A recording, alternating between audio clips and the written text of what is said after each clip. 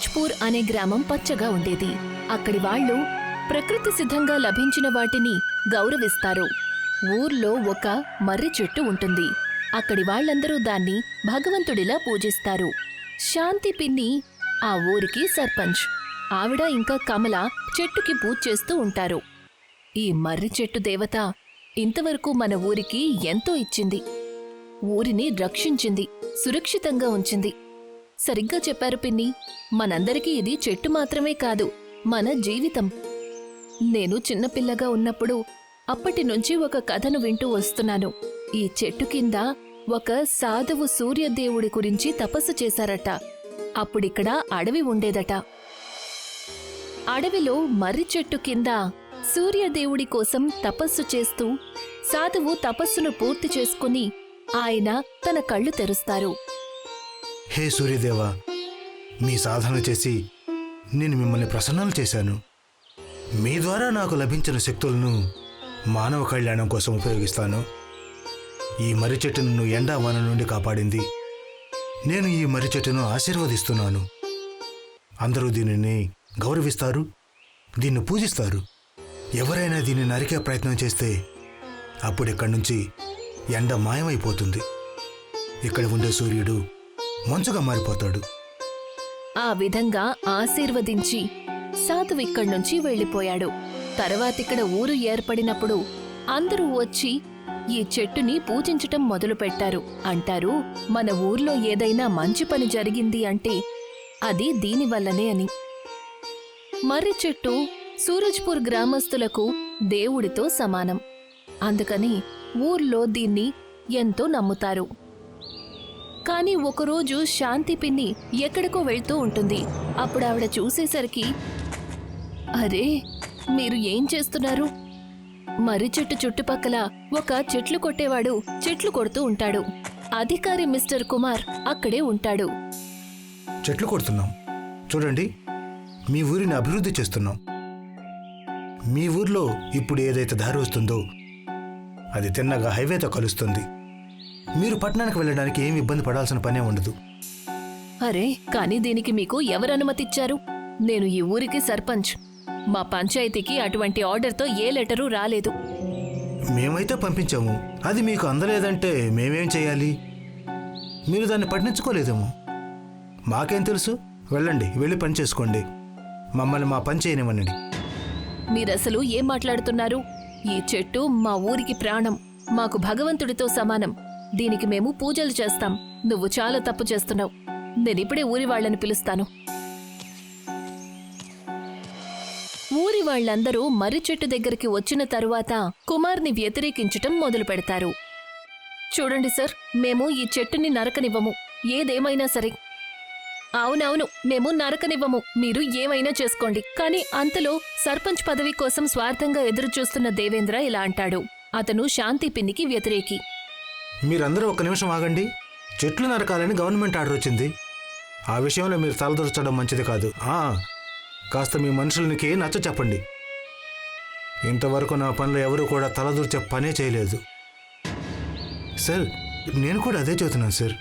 వీళ్ళు అర్థం చేసుకోవడం లేదు. దేవేంద్ర అన్నయ్య, కనీసం మీరైనా ఇలా మాట్లాడకండి. వీళ్ళు మన మర్రి చెట్టును నరకడం గురించి చెప్తున్నారు. మనం ఇలా జరగనివ్వకూడదు. కాని అప్పటికే చెట్టు కొమ్మలు కొన్ని నరికేశారు. చూడండి, మీరందరూ చాలా పెద్ద తప్పు చేస్తున్నారు. గవర్నమెంట్ పనుల్లో తలదూర్చడం అంటే చట్టాన్ని చేతుల్లో తీసుకోవడం లాంటిది. మర్యాదగా అడ్డు తప్పుకోండి, లేకపోతే మీ మీద కూడా గవర్నమెంట్ యాక్షన్ తీసుకుంటుంది. మీరు ఏం చేస్తారో చెయ్యండి. మేమీ చెట్టుని మాత్రం నరకనివ్వము. దీన్నెవరైనా నరికితే మేము వాళ్ళని నరికేస్తాం. శాంతి పిన్ని మాట విన్న తరువాత కుమార్ భయపడతాడు. చూడండి, ప్రస్తుతానికి నేను వెళ్ళిపోతున్నాను. కానీ కొన్ని రోజుల్లో మళ్ళీ కోర్టు ఆర్డర్, అలాగే పోలీసులను తీసుకుని ఇక్కడికి వస్తాను. ఆ రోజు చూస్తాను మీరు ఈ చెట్టుని ఎలా కాపాడుకుంటారానని. నరికేసిన చెట్టు కొమ్మల్ని చూసి శాంతి పిన్ని ఇలా అంటుంది. వీళ్ళు మొత్తానికి మన చెట్టు కొమ్మల్ని నరికేశారు. పిన్ని, ఇప్పుడేం చేద్దాం? వాళ్ళు మన మాట వినడానికి సిద్ధంగా లేరు. కొన్ని రోజుల తరువాత వాళ్ళు మళ్ళీ పోలీసులతో వస్తారు. అప్పుడేం చేద్దాం? వాళ్లతో మనం ఎలాగోలాగా పోరాడాలి.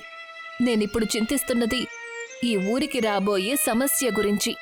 ఒకవేళ సాధువు ఆశీర్వాదం నిజమయ్యిందంటే భగవంతుడా, మా ఊరిని కాపాడు.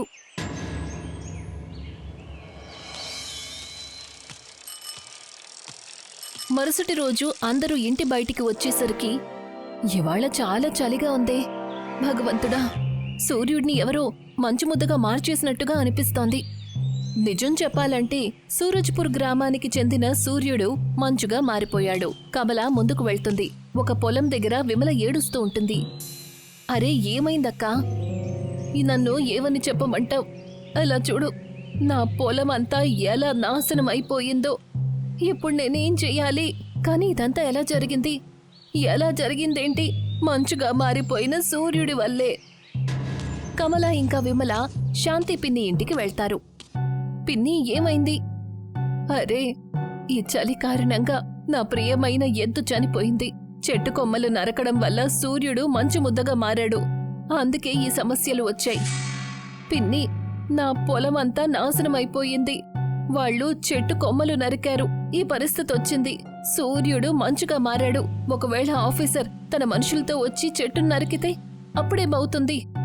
మంచు సూర్యుడి వల్ల ఊరంతా చనిపోతుంది. మనం ఏదో ఒకటి చెయ్యాలి. ఆ ఆఫీసర్ మనల్ని చట్టం పేరుతో భయపెడుతున్నాడు.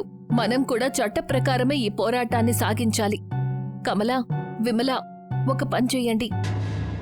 శాంతి పిన్ని చెప్పడం వల్ల వాళ్ల ఇంటికి ఊరి వాళ్లందరూ వస్తారు. దయచేసి అందరూ వినండి. ఇక్కడికి వచ్చిన అధికారి మన మర్రి చెట్టుని నరకాలనుకుంటున్నాడు.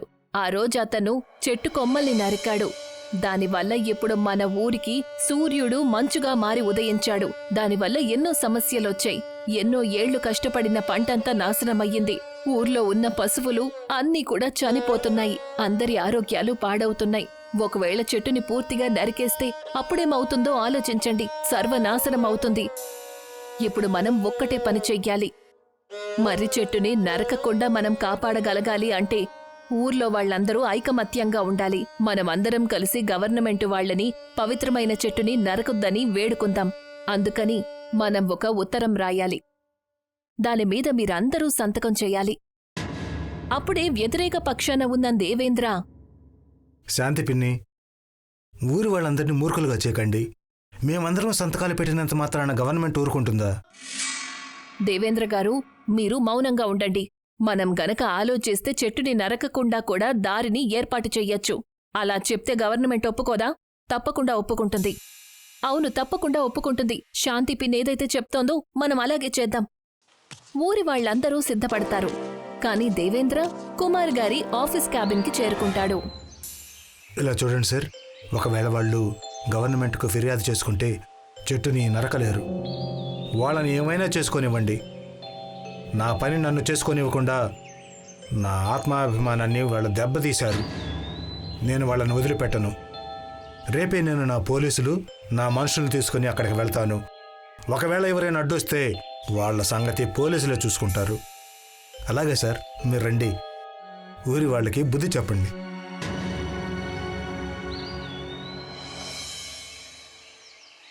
మరుసటి రోజు కుమార్ తన మనుషులతో చెట్టు నరకడానికి వచ్చినప్పుడు, లేదు, మేం మిమ్మల్ని ఈ చెట్టు నరకనివ్వం. ఇలా చూడండి, మా దగ్గర ఆర్డర్ ఉంది. ఈ చెట్టుని మేము నరకవచ్చు అని. మీరు గనక మధ్యలోకి వస్తే మేము మిమ్మల్ని అరెస్ట్ చేయాల్సి ఉంటుంది. కానీ మేము లెటర్ పెట్టుకున్నాం, ఈ చెట్టుని నరకకుండానే దారిని ఏర్పాటు చెయ్యాలి అని. చూడండి, ఇవన్నీ మాకు తెలియదు. మీరు మమ్మల్ని మా పనులు చేసుకొనివ్వండి. శాంతిదేవి, అసలు ఎందుకు మీరు ఈ ఊరిని అభివృద్ధి చెందనివ్వడం లేదు? ఈ ఊరిని అభివృద్ధి చేయడానికే నేను సర్పంచ్నయ్యాను. ఈ చెట్టుని నరికారు అంటే మా ఊరు నాశనమైపోతుంది. మంచుగా మారిపోయిన సూర్యుడు మీకు కనిపించటం లేదా? ఇదంతా మీరేదైతే నష్టం కలిగించారో దానివల్లే జరిగింది. మీరు ఈ చెట్టుని నరకకుండా పక్కనుంచి కూడా రోడ్డు వెయ్యొచ్చు. ఈ పిచ్చివాగుడు నేను వినాలనుకోవడం లేదు. రండి, చెట్టు నరకండి. ఊరి వాళ్లందరూ చెట్టు చుట్టూ నిలబడతారు. అప్పుడు ఇన్స్పెక్టర్, మిమ్మల్ని చూస్తుంటే మీరు మాటలతో వినేటట్లేరు. మీకు నేను బుద్ధి చెప్పాల్సిందే. నేను అందరికీ చెబుతున్నాను, గవర్నమెంట్ వాళ్ళని పని చేసుకొనివ్వండి, లేకపోతే అసలు బాగుండదు. దేవేంద్ర, నువ్వు రాజకీయ స్వార్థం కోసం ఊరికి నష్టం కలిగించాలని అనుకుంటున్నావు. అలా చేస్తే అస్సలు మర్యాదగా ఉండదు. చూడండి, మీరు మౌనంగా ఉండండి. మమ్మల్ని మా పనులు చేసుకొనివ్వండి. లేదు, నేనలా జరగనివ్వను. అప్పుడే ఒక స్వరం అందర్నీ తన వైపుకు తిప్పుకుంటుంది. అతను కుమార్కి పెద్ద ఆఫీసర్. ఆగండి. సార్, మీరా? ఏం జరుగుతుంది ఇక్కడ? వాళ్ళు లెటర్ పెట్టిన తర్వాత గవర్నమెంట్ వాళ్ళ ఫిర్యాదు స్వీకరించింది. అయినా నీకిష్టం వచ్చినట్లు చేస్తున్నావా? నీకు తెలుసు కదా ఇలా చేయటం మంచిది కాదని. చెట్టును నరకకుండా దారి వేసే అవకాశం ఉన్నప్పుడు వీళ్ళ మనోభావాలను ఎందుకు గాయపరచాలి? నేను నీకు ఆర్డర్ వేస్తున్నాను. ఈ చెట్టుని నరకకూడదు. దారిని చెట్టు నరకకుండా వేయండి. అర్థమైందా? అలాగే సార్. ఇన్స్పెక్టర్ గారు, మీరు కూడా తెలుసుకోండి. ఊరి వాళ్ళని ఇబ్బంది పెట్టకండి. Okay sir. చాలా చాలా ధన్యవాదాలు. మీరు రావడం వల్ల మేము భగవంతుడితో సమానంగా పూజించే మర్రి చెట్టుని కాపాడుకోగలిగాము. ఇక ఈ మంచు ముద్ద సూర్యుడు కూడా మామూలుగా మారతాడు. లేకపోతే ఊర్లో ఉదయించిన మంచు సూర్యుడు మా జీవితాలను నాశనం చేసేవాడు. శాంతిదేవి, మీరు నిశ్చితగా ఉండండి. ఈ చెట్టుకు ఏమీ కాదు. మీ ఊళ్ళో సూర్యుడు మళ్ళీ మామూలుగా ఉదయిస్తాడు. ఎప్పుడైతే ఊరి నుంచి గవర్నమెంట్ అధికారులు వెళ్లిపోతారో అప్పుడు తనంతట తనే సూర్యుడు మామూలుగా మారిపోతాడు. అమ్మయ్యా, చెట్టు నరకడం ఆగిపోయిన తర్వాత అంత మామూలుగా మారిపోయింది. దేవేంద్ర లాంటి వాళ్ళు వచ్చిపోతూ ఉంటారు. కానీ మనం ఐకమత్యంగా ఉండాలి. మన ఊరిని సురక్షితంగా ఉంచాలి. అందరూ పదండి, మన మర్రి చెట్టుని పూజించుకుందాము.